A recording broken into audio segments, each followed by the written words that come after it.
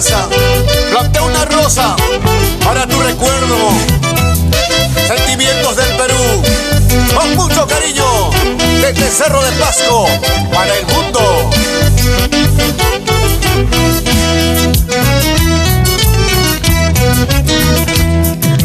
Cuando salí de tu casa, planté una rosa para tu recuerdo. Cuando salí de tu casa, planté una rosa para tu recuerdo. Esa rosa se halla floreciendo y yo pobre sigo padeciendo. Esa rosa se halla floreciendo y yo pobre sigo padeciendo.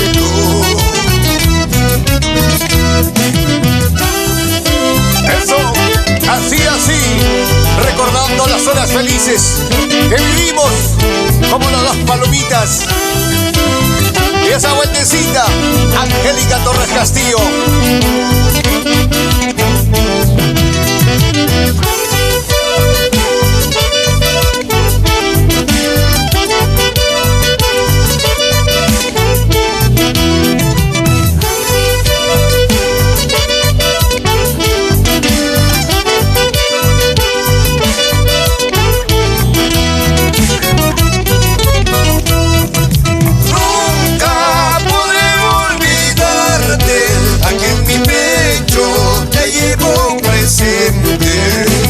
Nunca podré olvidarte, aquí en mi pecho te llevo presente, recordando las horas felices que vivimos cual dos palomitas, recordando las horas felices que vivimos cual dos palomitas.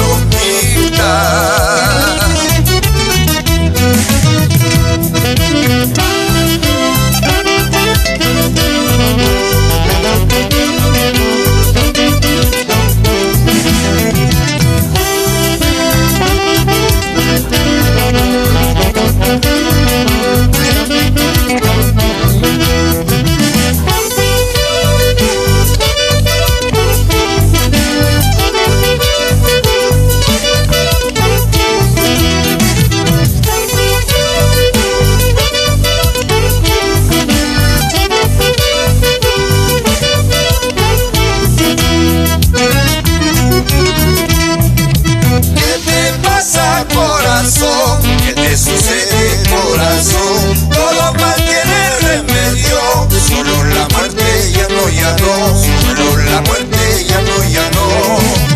Abandonaste mi corazón por buscar otro mejor, encontrarás y como no, igual cariño ya no, igual cariño ya no.